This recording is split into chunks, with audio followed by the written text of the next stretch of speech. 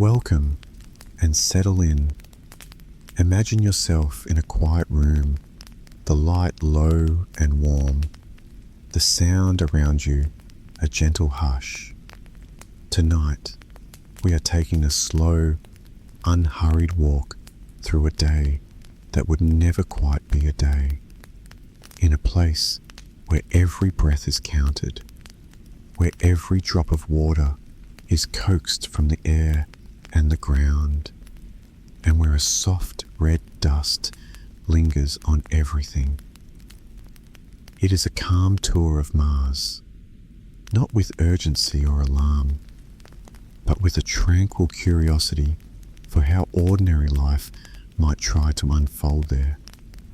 Before we drift any deeper, if this peaceful exploration helps you relax, please consider leaving a like and subscribing.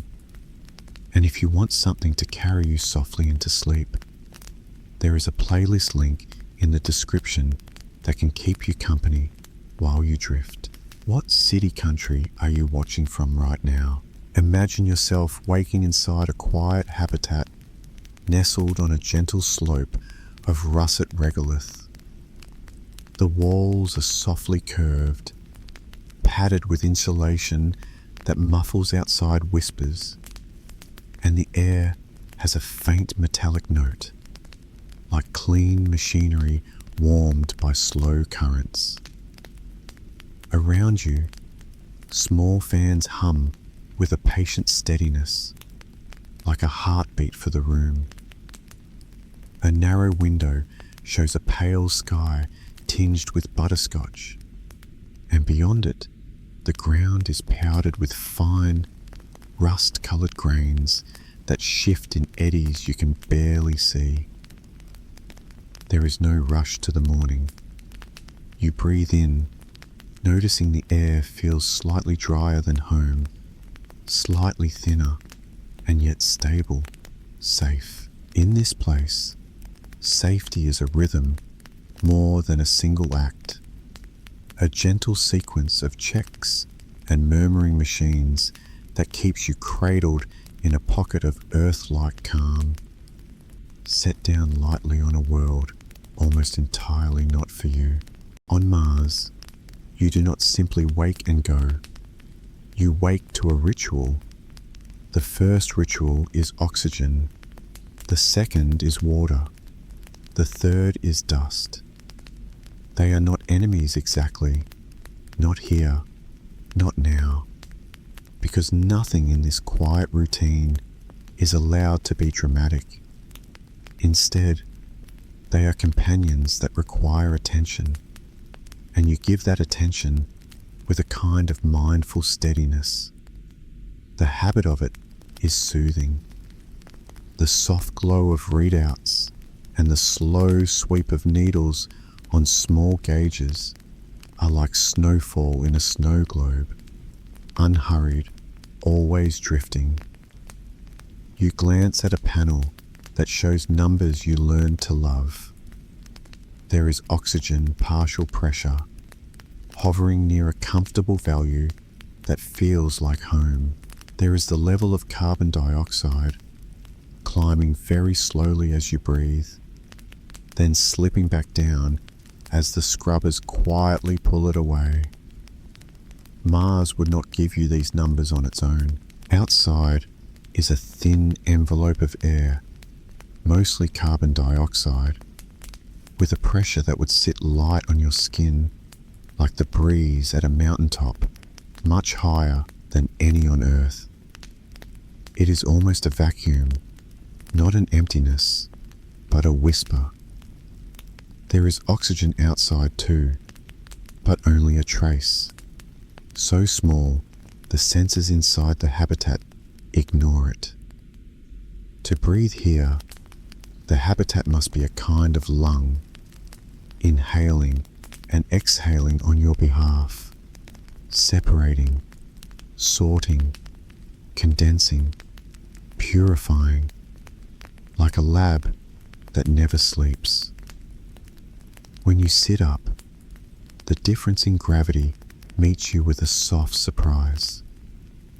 Your weight feels reduced, not gone, but gentle, as if someone is quietly helping to lift the edges of your day. In 1/3 gravity, every step is a little springier, every movement a little less burdened. It is kind, but it is not quite right for a human body. Muscles will be patient at first, then slowly they will not be. Bones will listen then, slowly, without complaint. They will choose to lighten their load. It all happens very quietly. To keep yourself whole, you lean into repetition. You walk on a treadmill. You pedal a cycle. The straps that hold you in place bite lightly into your shoulders with a familiar pressure. The machine hums. You move without hurry, and the room keeps its even heartbeat, and the minutes slide by like a soft river before breakfast. When the jog is done, you drift to the oxygen corner. There is a stack of careful boxes, filters, and sorbent beds, a compact electrolyzer that splits water into oxygen and hydrogen, a set of pipes crisscrossed with valves the color of powdered chalk. Here is the slow dance of molecules that will not perform themselves. A small unit breathes the cabin air and pulls out carbon dioxide with zeolite beds that alternately capture and release it, warmed gently to give it back to the pipes heading outside. Another unit smells for impurities and, finding none, continues to hum softly, content. On a shelf, a slender cylinder of oxygen waits as a reserve, quietly cold. It is a comfort, not a weapon, a piece of safety arranged by people who wanted you to be able to sleep. Next to the oxygen corner sits a smaller golden box that was once a guest on a robotic rover, demonstrating a simple truth. Mars air has oxygen hidden within it. If you heat it the right way, if you tease it out of the carbon dioxide with a delicate ceramic heart, oxygen comes into being as if conjured from nowhere. The miracle is not actually a miracle. It is just chemistry doing what chemistry does, and done slowly, steadily, without drama. You think about how many grams of oxygen it can make in an hour. Not enough for a person to breathe for long, but enough to say yes, this can work. The math, as with many things here, turns into a lullaby. To breathe comfortably, a person needs about 1 kilogram of oxygen per day, perhaps a little less, perhaps a little more, depending on how active you are. So you do not rely on a single golden box. You pair it with water splitting, with tanks that can buffer the supply, with a plan that looks ahead to tomorrow and the next day. The comfort is not that any one piece is perfect. The comfort is that many pieces quietly overlap, like soft blankets layered for a winter night. Water in this place is a companion that always wants to wander away. It threads itself into your breath with every exhale, then condenses gently on coils that are kept just so. It moves through filters of fine grains, through membranes that prefer one molecule and neglect another. It is collected from the warm fog of showers, the steam from boiling, the small green exhalations of plants. It seeps out of the regolith under heat. The ground here is like a sponge that cannot be squeezed except by gentle persuasion. In some places, the grains are laced with ice, and in others, they hold on to water as a mineral might hold colour. The technique is simple in principle and careful in practice. Goop. Heat slowly. Watch for vapour. Let it condense again, catching each droplet so it cannot escape. Everyone on Earth knows water is common. Here, it is not rare exactly, but it does not volunteer itself. You coax it, and it comes. Across the habitat, a small greenhouse glows with a quiet daylight that contains no glare. The air is a little more humid, and the faint smell of warm leaves drapes itself around the doorway. Tiny lettuce leaves open like pale hands. A climbing plant has found a trellis, and its tendrils, alive with patience, reach to the next rung. You run your fingers lightly along the edge of a growing tray. The substrate is not earth, but it is comfortable to the roots. There are no harsh surprises. Where soil would be, there are beads and fibres, the colour of sand and snow. They give water slowly, hold it delicately, and let excess drip away to be caught and recirculated. Lights run on a gentle schedule to keep plants aligned with your day, and the fans of the greenhouse whisper almost inaudibly. Everything here is a closed loop, and loops, when they are stable, are very restful. Under the floor, water moves in silver lines. Some lines glow with warmth, others with cold. A unit with a name that sounds like a dialogue collects what is sent toward it and sends it forward again. It is not glamorous. It is a recycler. It treats urine with kindness, distills it carefully, removes the flavours no one enjoys, and returns nearly all of its water to the system. Grey water from the shower is filtered, polished, passed over a bed of beads that capture the few molecules that would make the loops go sour. A final reactor, quiet and a little warm, oxidizes stray organics and makes the water clean. On Earth, this would be an emergency measure. Here, it is simply sensible.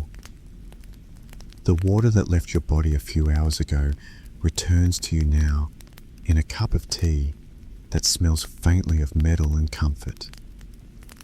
You put your hands around it and let the warmth soak into your fingers. Outside, the sky lifts higher.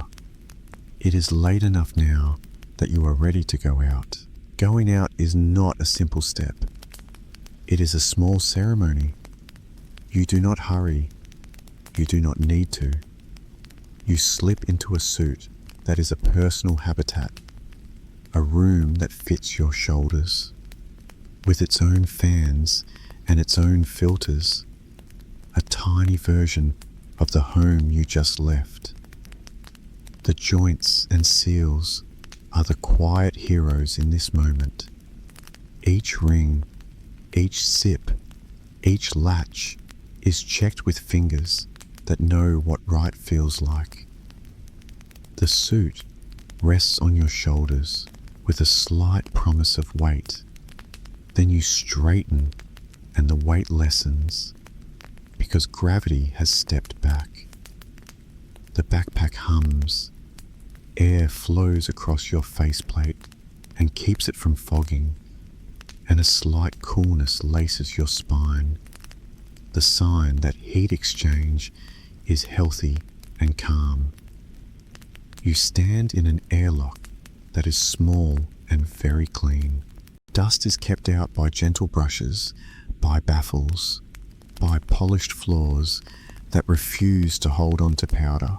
The air that is pumped away has a faint dryness. The pump is an even drone. Pressure falls until the outside and inside are siblings again.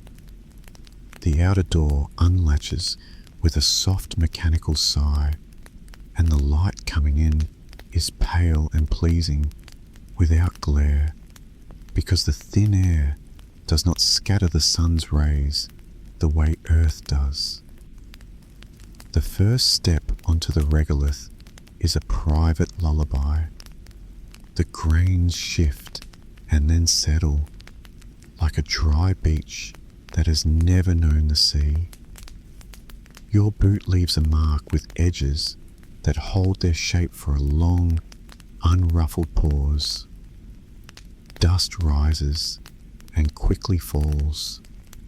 In the thin air, there is no buoyant blanket to keep it afloat. It dances and is done. Ahead, a line of solar panels glints with a matte sheen under a coat of dust so fine it looks painted on. You walk toward them slowly, not because you must, but because moving slowly gives you time to enjoy the soft resistance of the ground and the easy rhythm of your breathing. At the array, you kneel and begin a task that will become as familiar as breathing. You lift a brush and sweep. You take your time. Each stroke releases a small cloud that arcs and then surrenders back to the ground. Your radio is unconcerned. Your breathing is regular. The panels brighten incrementally. Behind the panels, a small box watches the numbers climb. The difference is not dramatic. It is simply a better way to spend the day. Dust has a way of becoming a guest in every conversation here.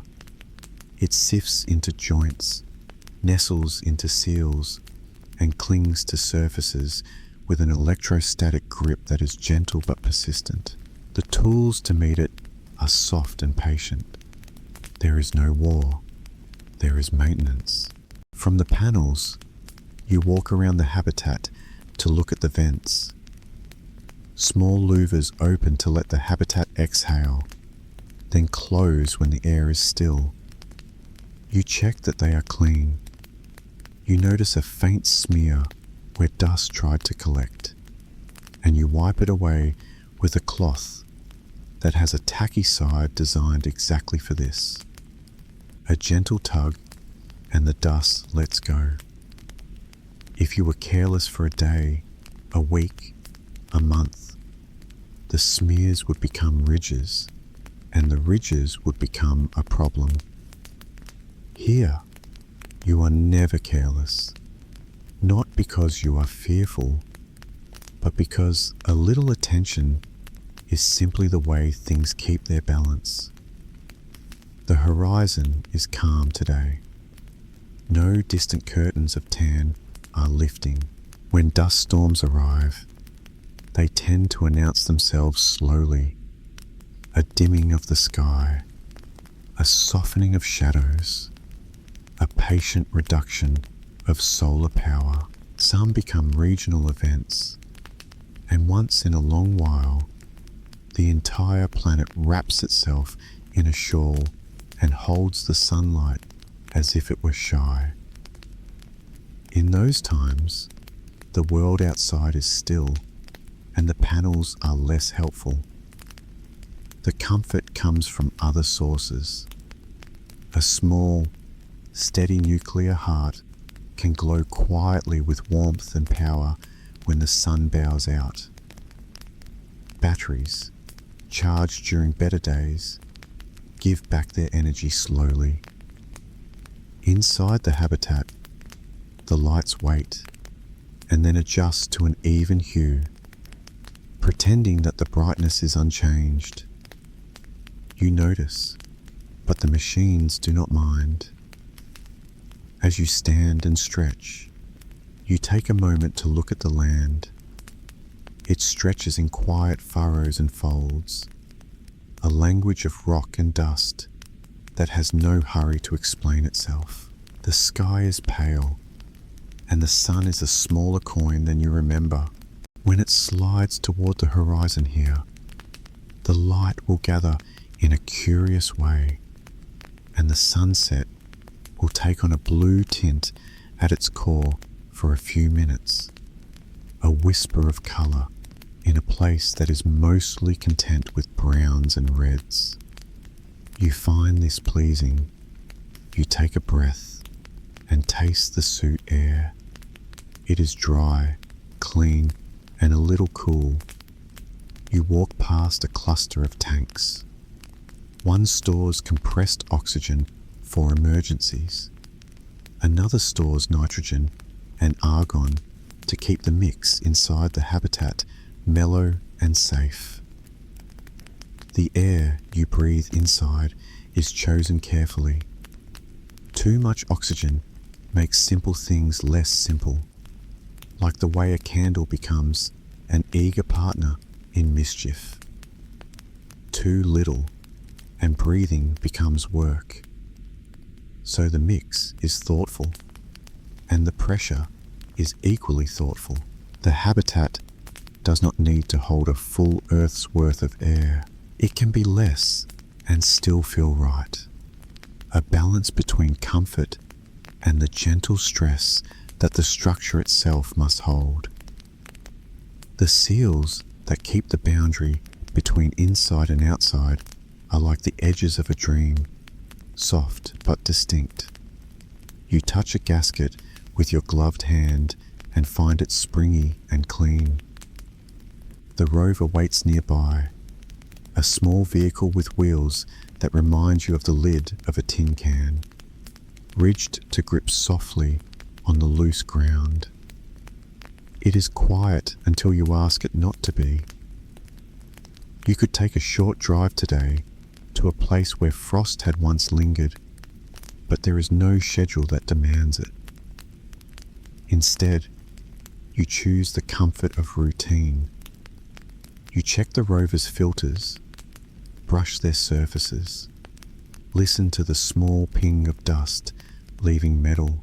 You imagine the countless particles, each a tiny piece of history, moving from where they annoyed to where they simply belong. When you return inside, the airlock folds you back into the day like a page turning. The pressure rises gently. Your suit's fans soften their song and then stop, handing you back to the fans that belong to rooms, not to people. The air inside smells faintly like warmed plastic and clean towels. You step out of the suit and place it on its shoulders in a cradle that delivers a slow, dry breeze through its lines, chasing out any moisture that came with you. The suit has its own filters too, and they will be replaced on a schedule that is taped lightly to the wall, with dates that slide by as soft as falling dust. At the galley, you open a small pouch, add water, and wait. The steam is pleasing. The aroma is familiar.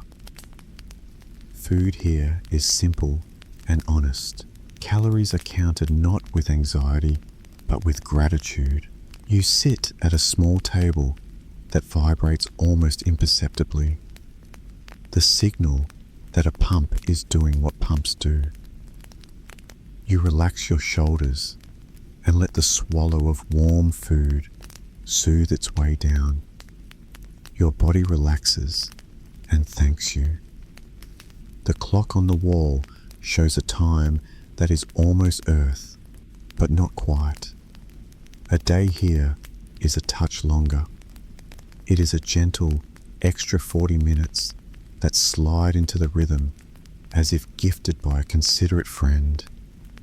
To keep your cycle aligned, the lights around the habitat follow a planned arc that nudges your internal sense of day and night to accept the extra time.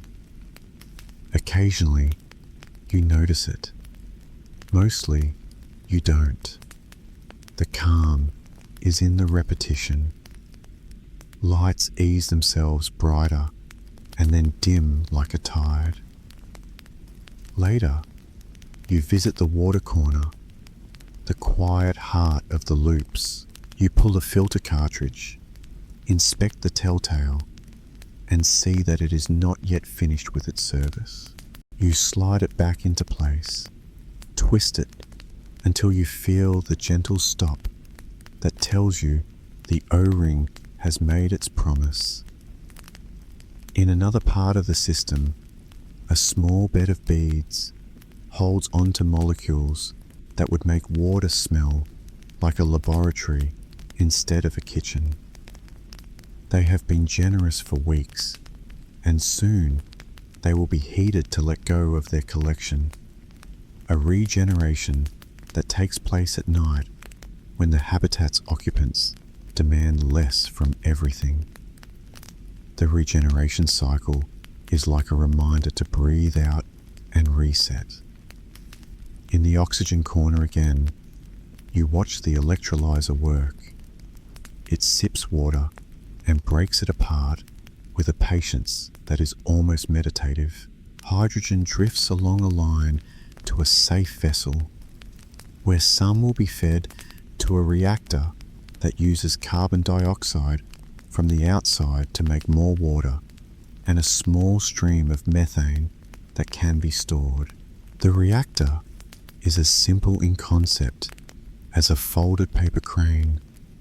It combines, it releases heat, it yields what you need. It is called Sabatier, a soft name that sounds like the beginning of a story. The heat warms a small radiator.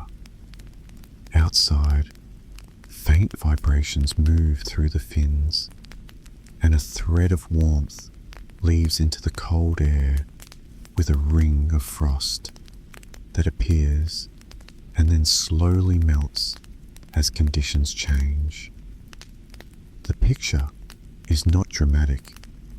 It is quietly beautiful. The room where clothes are washed is tiny, almost an alcove. The washer is efficient, but more often than not, fabric is kept clean, not with water, but with careful, low-temperature air and a little chemistry. Brushes, low suds detergents, ultraviolet light, all work slowly to keep things fresh without spending too much on water. There is a small line where clothes hang, swaying slightly under the draft of a ventilation vent. You run your fingers along a seam and feel the fabric cool from evaporation that is almost invisible. It is afternoon now, and you make time to go to a lab bench where small sensors report on the outside air. They are like curious noses at the edge of a tent. The barometer traces a daily curve, rising and falling as air moves in subtle tides, driven by the warmth of sunlight and the cool of night. Mars, so thin, still breathes in a way that is serene and predictable. The curve in the data becomes a soft wave. In the humidity sensor, which always reads almost nothing, there is an occasional nudge upward, a sign that moisture is present at dawn near the ground before it is lifted away by the day. You imagine frost that might appear in certain places, a trace here and there, and then vanish. There is a simple pleasure in watching these readings. They tell a story that never shouts. At the habitat's entrance, a small rug made of woven fibers is treated to disturb static electricity. Dust tries to hold on to everything, But here, it is gently asked to let go. The rug hums faintly with a charge that makes tiny particles hesitate and then settle where they can be collected by a filter. The filter is cleared now and then, the dust put into a bag that is labelled and dated, because even dust becomes a sample in a place where everything is counted. The calendar reminds you of routine checks. Once a week, you walk a loop inside, listening and touching. You put your ear to a panel, not because you can hear much, but because the closeness makes you notice subtleties you might otherwise miss. You feel for vibration.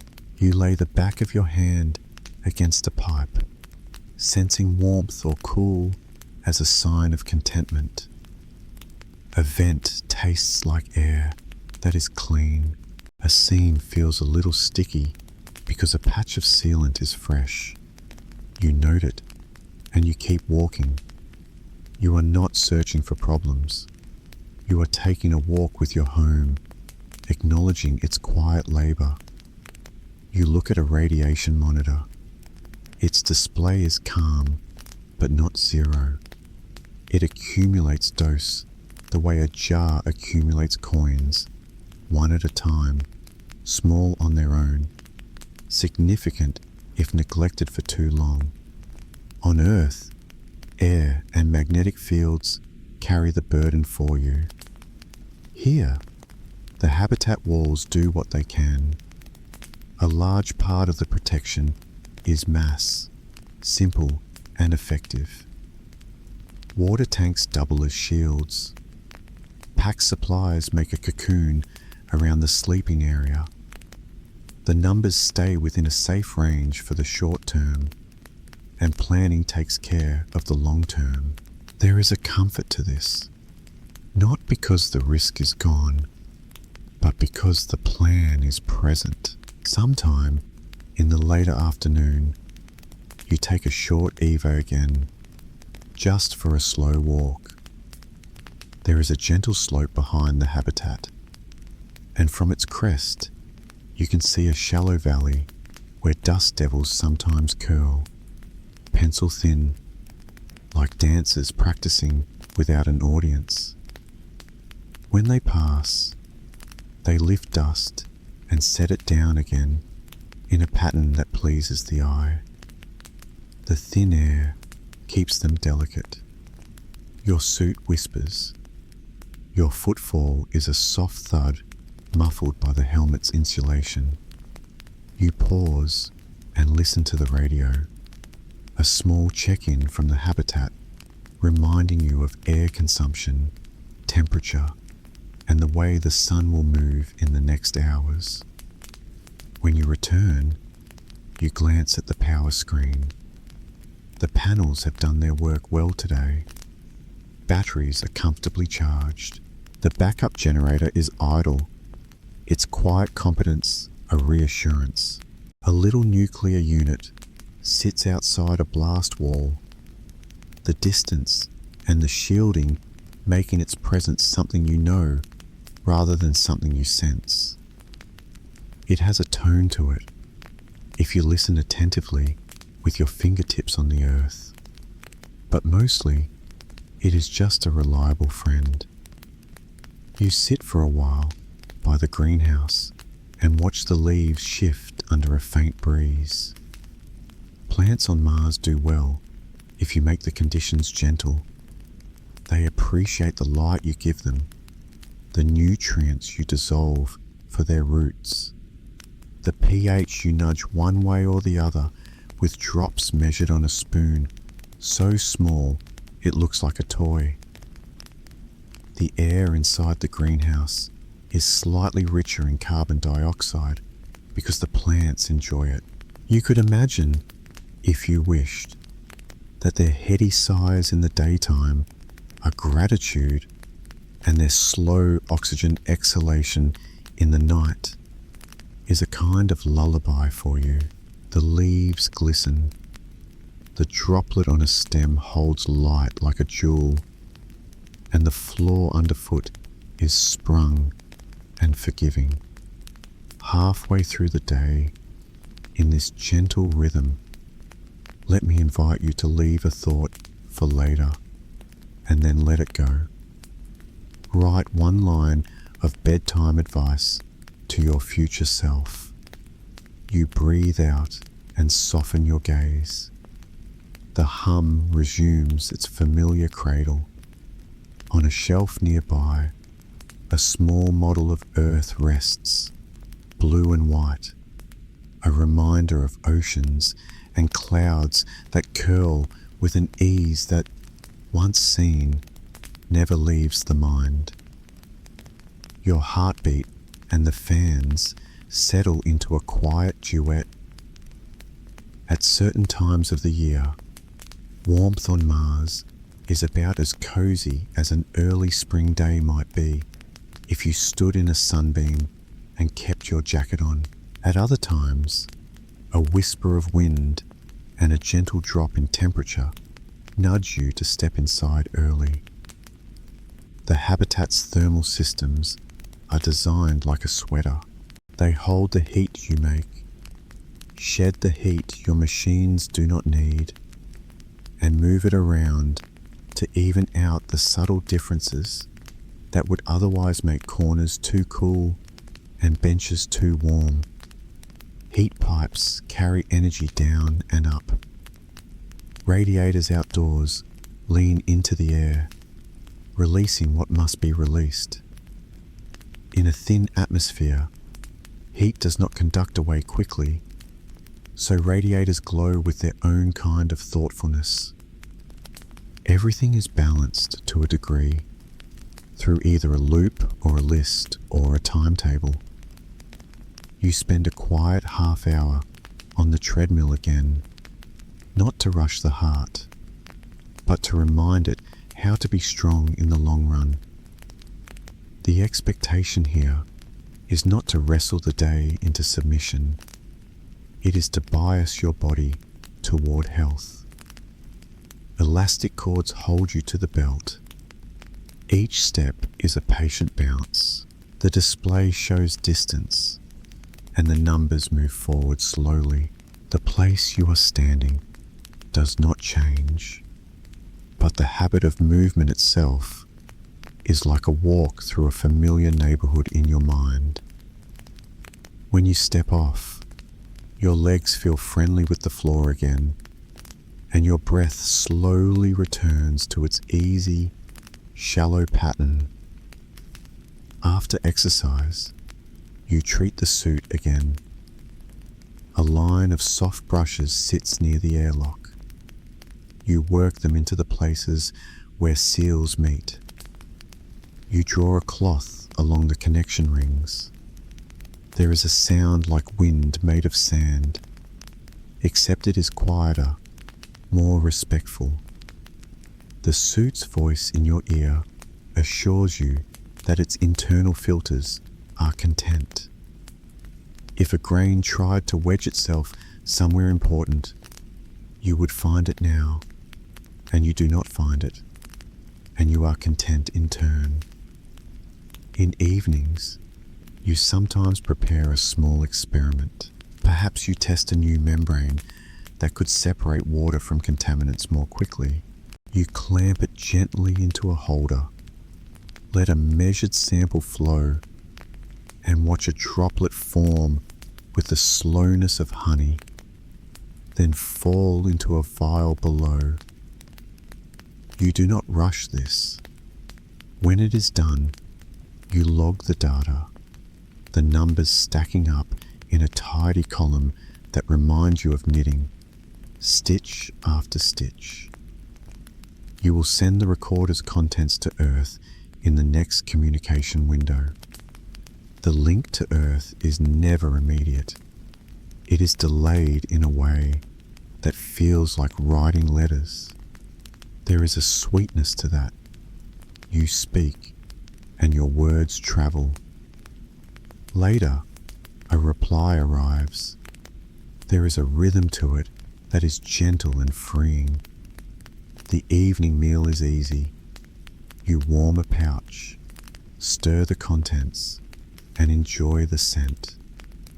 You add a handful of greens from the greenhouse, tender as hope. A cup of water is laced with a slice of something that tastes citrusy, if only in memory. You chew slowly. The spoon touches the bowl with a sound like a muted bell. The air continues its steady circulation. The lights lean toward amber, less blue, more soft, preparing the room for a quiet night. There are other tasks that come around less often, but when they do, they are carried out like a peaceful ceremony. You calibrate the oxygen sensors by offering them a known breath. You change desiccant canisters. You replace a pre-filter. You draw a small blood sample and let a machine read it silently, scanning for things that need to be nudged with supplements later.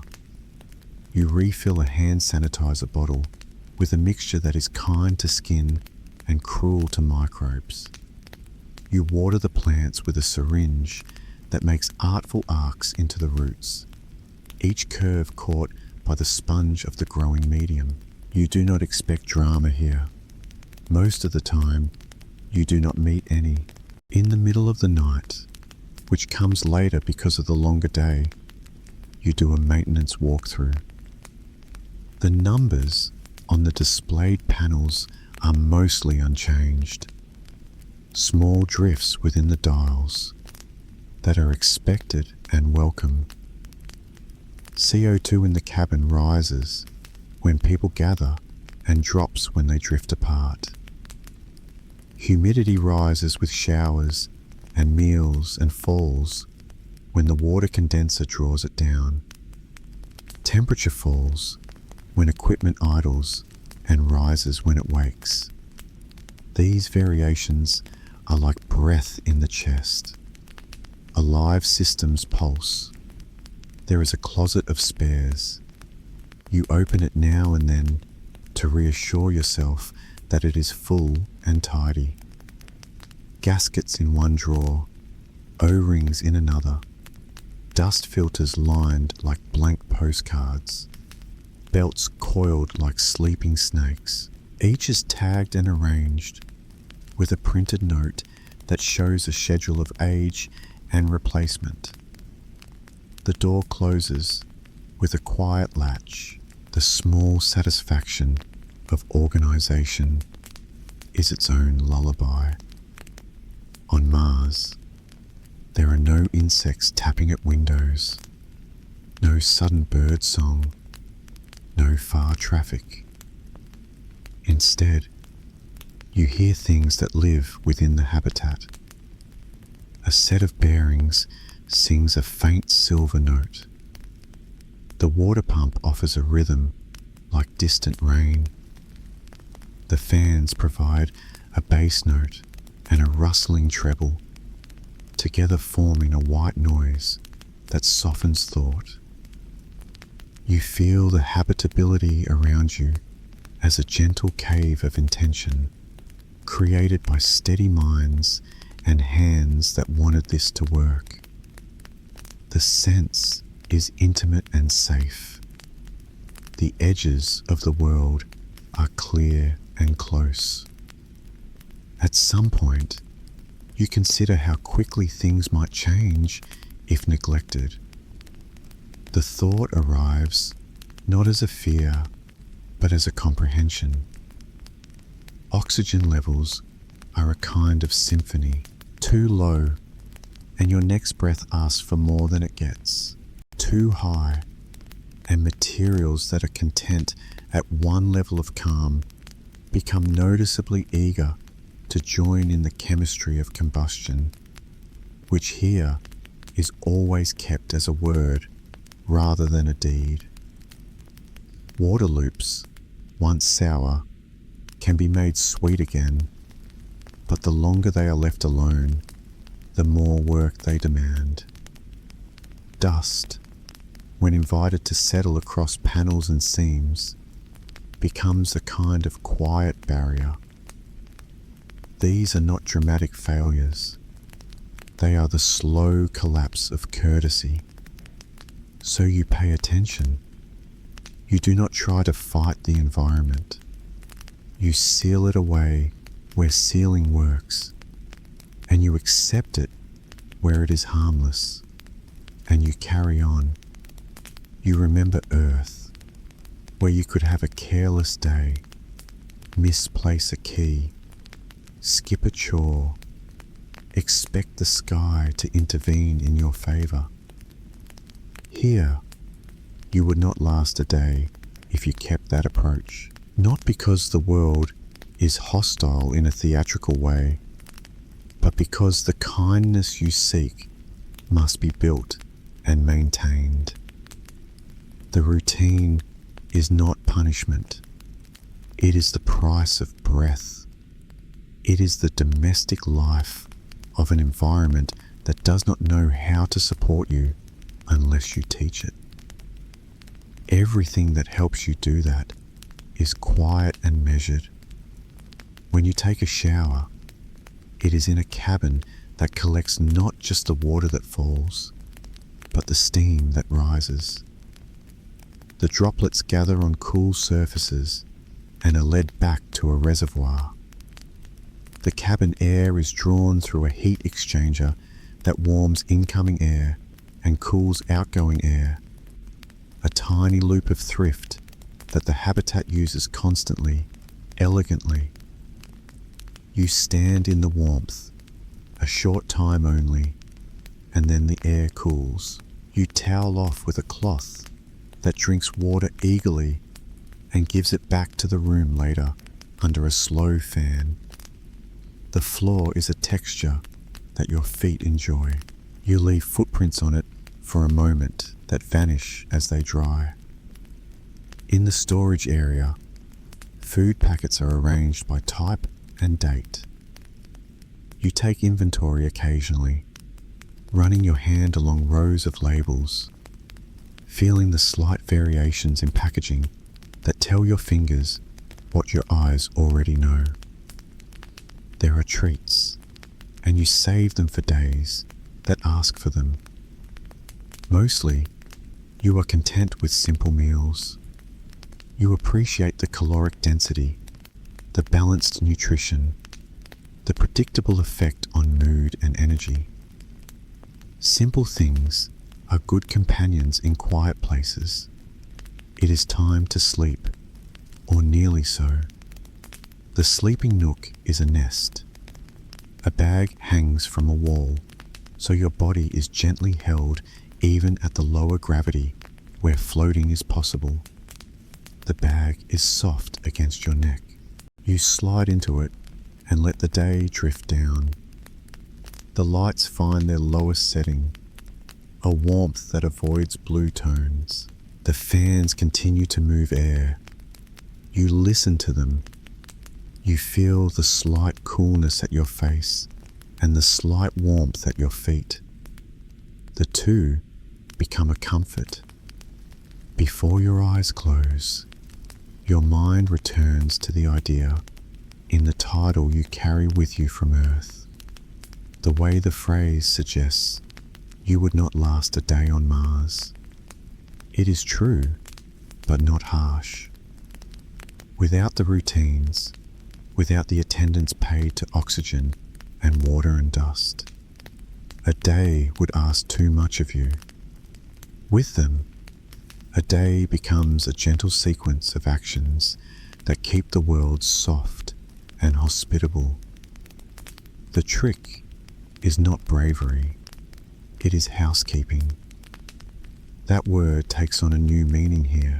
It means listening to fans, reading gauges, stirring plants, sweeping panels, wiping seals, balancing loops, setting sensors, scheduling replacements, and trusting systems that are themselves the caretakers of your continuance. It is a kind of quiet love for the infrastructure of living, If you imagine yourself drifting away to sleep now, allow the details to become less sharp, less urgent, less separate. Let the hum of life support, the whisper of the reeds of air through vents, the tiny metallic scritches of dust being caught in filters, all merge into one gentle, soothing sound. Imagine a dim panel showing numbers within their expected bounds. Imagine the sigh of an airlock door settling into place, satisfied. Imagine a row of plants folding their leaves slightly in a rhythm they have learned. Imagine the small golden heart of a machine that makes oxygen glowing inside a box, doing its work and then resting. Imagine water condensing in a spiral on a cold surface, droplet after droplet, falling with patience into a pool that waits. Imagine the dust on the panels disappearing under the slow progress of a brush, like a calm snow being cleared from a farm path. If your thoughts wander back to earth, let them be gentle. Think of a window open at night to a mild breeze. Think of laundry folded and shelves neatly arranged. Think of a kettle that clicks and a clock that ticks, the friends of sleep. Then return for a moment to this small bubble of earth transplanted to a red world. It is cocooned, clean, and humming, a machine that is not a machine, a home. In this home, time does not rush, because rushing would waste the careful energies put aside for later. Even excitement has to moderate itself. An experiment done swiftly would be done again slowly to confirm it. A walk taken with exuberance would be taken again with intention. There is a kindness in this pace. It is a reminder that human life does not only need oxygen, water, and clean surfaces. It needs a tempo. Mars provides no tempo of its own for you. You bring one. You set it, and then you keep it like an old metronome. When it drifts, you correct it. When it keeps true, you relax. You will wake again into this cycle, and again after that.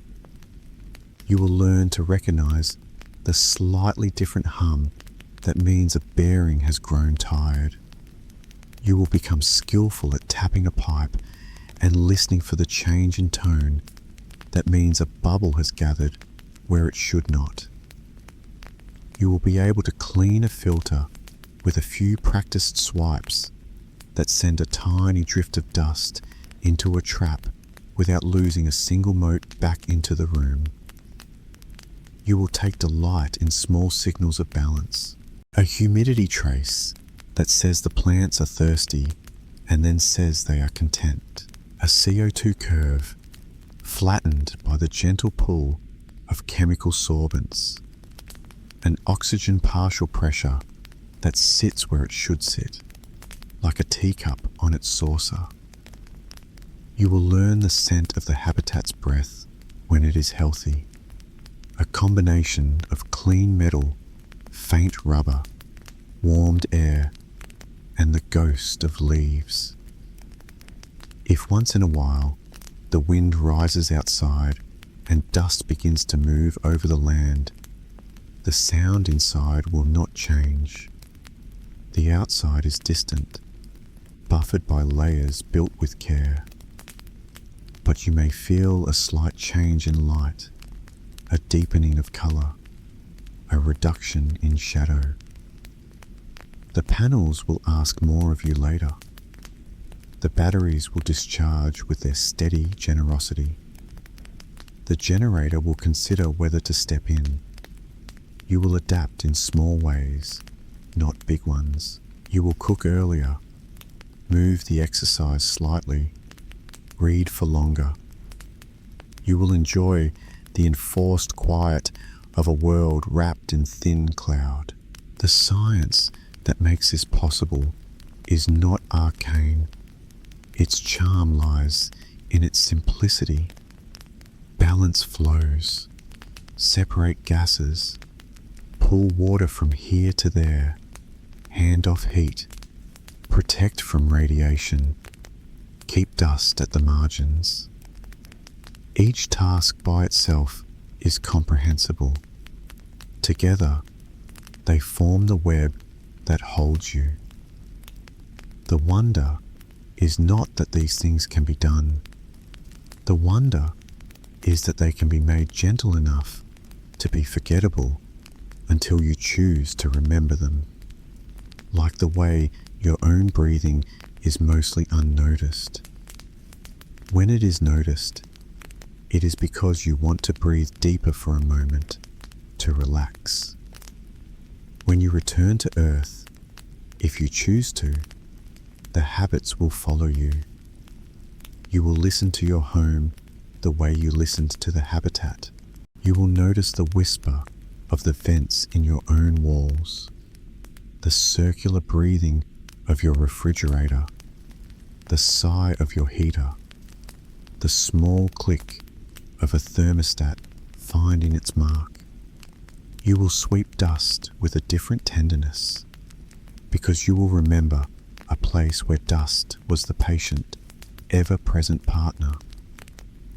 You will run water and remember the coils that captured humidity like a fisherman's net, capturing glints of quicksilver. You will breathe and smile, because the oxygen in this air comes as a gift without requiring you to make it. But for now, you are here in this cozy place on another world, learning the quiet art of staying. The art is not dramatic. It is a tea ritual, a garden tended at dawn, a series of tiny hinges that make a door swing without creak. Those hinges are the reason you would not last a day on Mars if you tried to skip them. Attend to them, and a day can be long and sweet. A person needs this exact mixture of love and patience to remain well in a place like this. The reward is that now, as you close your eyes, you can hear the room's contentment. It is a contentment you created with a brush, a filter, a seal, a simple meal, a light touch on a valve, and a small tablet where numbers paraded in orderly fashion and then went to sleep when their work was done. Let your breath become long and slow. Let your shoulders loosen. Imagine the habitat dimming to its night mode, the panels outside shining faintly with starlight and a dust of frost, the sky resting on the red hills like a blanket. Imagine the world beyond that thin wall, not hostile, simply indifferent, and the way you turned indifference into welcome through the calm repetition of care. You would not last a day here otherwise, but you have cast a net of routines across 24 hours and 40 minutes, and it holds. That net is the difference between surviving and living, between worrying and resting. Tonight, you are resting. If this quiet journey helped you drift, know that you are safe and steady. Allow sleep to come the way dusk gathers, softly, politely, with no sudden moves. Thank you for spending this gentle time with me. If the calm felt good, a like and a subscription help us keep making these slow, soothing explorations. And the playlist in the description is there whenever you want to be carried along by more quiet science as you fall asleep. Sleep well, breathe easy, and good night.